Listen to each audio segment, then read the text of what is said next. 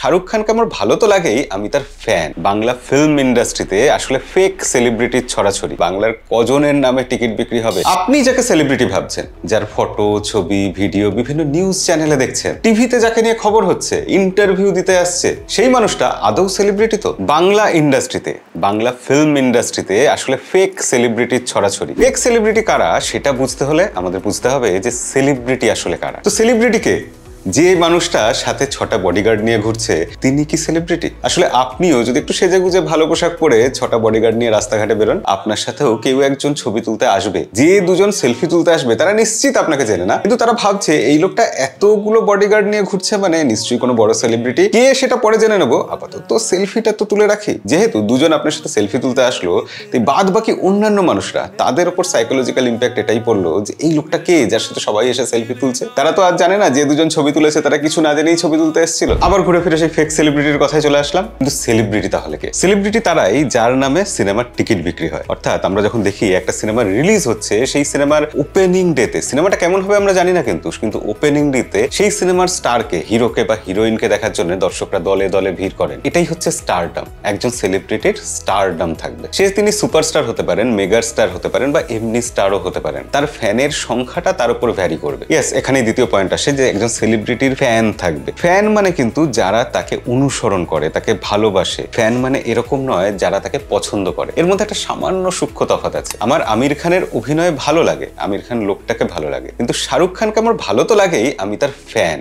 এই দুটোর মধ্যে একটা বড় তফাৎ থাকে। মানে এটা আমি আমার কথা বললাম না, এটা জাস্ট উদাহরণ হিসেবে বললাম। এবং বাংলা ইন্ডাস্ট্রিতে এরকম মানুষের সংখ্যা, এরকম স্টারের সংখ্যা দিনকে দিন প্রায় জিরোর কাছে এসে পৌঁছে যাচ্ছে। সিনেমার কথা ছেড়েই দিন, একটা শো হবে, অমুক একজন মানুষ আসবেন এবং তাকে দেখার জন্য আপনাকে 100 টাকার টিকিট কেটে সেখানে উপস্থিত হতে হবে। এই বলে যদি টিকিট বিক্রি করা হয়, বাংলার কজনের নামে টিকিট বিক্রি হবে? সেই মানুষটাকে দেখার জন্য সেই শোতে যাবেন।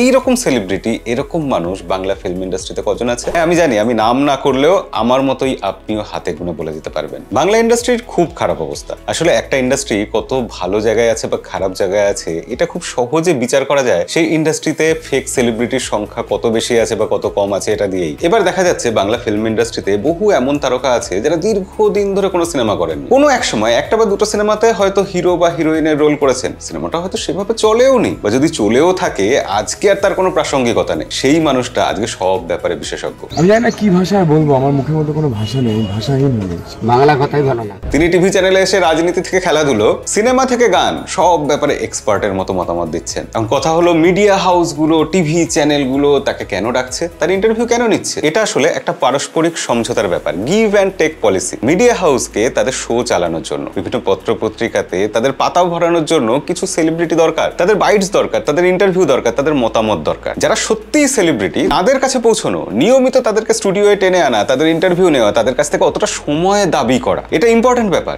যারা সেলিব্রিটি সত্যি, তাদের কাছে এত সময় নেই যে নিয়মিত টিভি চ্যানেলে এসে বাইট দেবে, বা তাদের এত সময় নেই যে নিয়মিত ইন্টারভিউ দেবে। তাই এই গ্যাপটা পূরণ করার জন্য মিডিয়া হাউসগুলো, পত্রপত্রিকাগুলো তারা ওই ফেক সেলিব্রিটিদের দ্বারস্থ হলো। মিডিয়া হাউসের স্লট পূরণ হলো আর ফেক সেলিব্রিটিদের কিছু প্রচার হয়ে গেল, তারা হেডলাইনে থাকতে পারলো। কিন্তু এই ফেক সেলিব্রিটিটা ইনকাম করে কোথা থেকে? তারা ইনকাম করে বিভিন্ন এন্ডোর্সমেন্ট থেকে, বিভিন্ন শোতে গিয়ে। দেব বা জিৎ কোনো একটা শোয়ে আসছেন, কিন্তু তারা তো সেই শোটা 3 ঘন্টা চালাবেন না, তারা 1 ঘন্টা টানা স্টেজে থাকবেন না। সেই সময়গুলো ফুলফিল করবে কারা? এই ফেক সেলিব্রিটিরা। যদিও দেব বা জিৎ নিয়মিত শো করবেন, এত সময় তাদের নেই, তবু আমি তাদের লেভেলের সুপারস্টারদের কথা বোঝাতে চাইলাম। 10টা বিজ্ঞাপন হবে, তার মধ্যে দেব বা জিতের যা ক্রাইটেরিয়া, যা চাহিদা, যা পারিশ্রমিক, সেটা দিতে পারবে বড়জোর 2টো বিজ্ঞাপন সংস্থা। বাকি 8টা বিজ্ঞাপন কারা করবে? তার জন্য কিছু চেনা মুখ দরকার। তো যে মুখটা আমরা নিয়মিত দেখে অভ্যস্ত, যে মুখটা আমরা মিডিয়াতে দেখি, যে মুখটা আমরা খবরের কাগজে দেখি, ম্যাগাজিনে দেখি বা টেলিভিশনে দেখি, তো সেই মুখটাকে কম পয়সায় বিজ্ঞাপনে নিয়ে আসা হলো। এবং কেউ একজন বিজ্ঞাপন করছেন মানে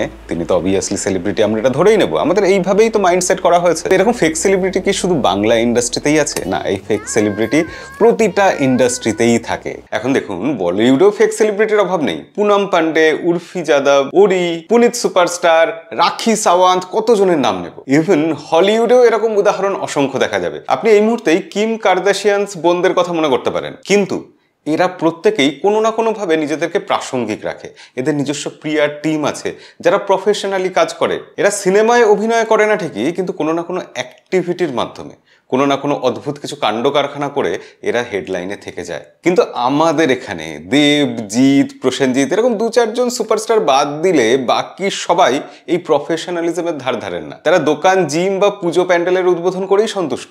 ফেক সেলিব্রিটি হিসাবেও যে প্রফেশনালিজমটা দরকার, যে অ্যাক্টিভিটিগুলো দরকার, যে পিআর টিম দরকার, আমাদের এখানে সেটুকুও নেই। আমি যে ফেমাস হওয়ার জন্য নিজেকে ফেমাস করব, এটুকু উদ্যোগেরও অভাব আছে। কিন্তু যে ইন্ডাস্ট্রি যত ভালো হয়, যত উন্নত হয়, যত বড় হয়, সেখানে ফেক সেলিব্রিটির সংখ্যা তত কম হয়। যেহেতু বাংলা ফিল্ম ইন্ডাস্ট্রির এখন অবস্থা খুবই খারাপ, নতুন সেলিব্রিটি, নতুন মুখ তৈরি হচ্ছে না দীর্ঘদিন হয়ে গেল। তাই বাংলা ফিল্ম ইন্ডাস্ট্রিতে এখন সেলিব্রিটির থেকে নন সেলিব্রিটি বা ফেক সেলিব্রিটির সংখ্যা অনেক বেশি হয়ে গেছে। সেই কবিতাটা আছে না, যে নদী হারায় স্রোত চলিতে না পারে, সহস্র শৈবাল দাম বাঁধে এসে তারে। অর্থাৎ নদীর স্রোত কমে গেছে, তাই প্রচুর শৈবাল বা কচুরিপানা এসে সেই নদীটাকে ক্রমশ ভরিয়ে ফেলছে। বাংলা ফিল্ম ইন্ডাস্ট্রির এখন ঠিক সেই রকম অবস্থা। তো আজকের ভিডিওতে এইটুকুই বলা ছিল আপনাদের সাথে। ভিডিও কেমন লাগলো কমেন্টে লিখে জানাবেন। ফেক সেলিব্রিটিদের ব্যাপারে আপনার মতামত কি সেটাও জানাতে ভুলবেন না। দেখা হবে পরের ভিডিওতে। ততদিন অবধি ভালো থাকবেন, সিনেমা দেখবেন। বলতে পারি যে one of the leading most hero তো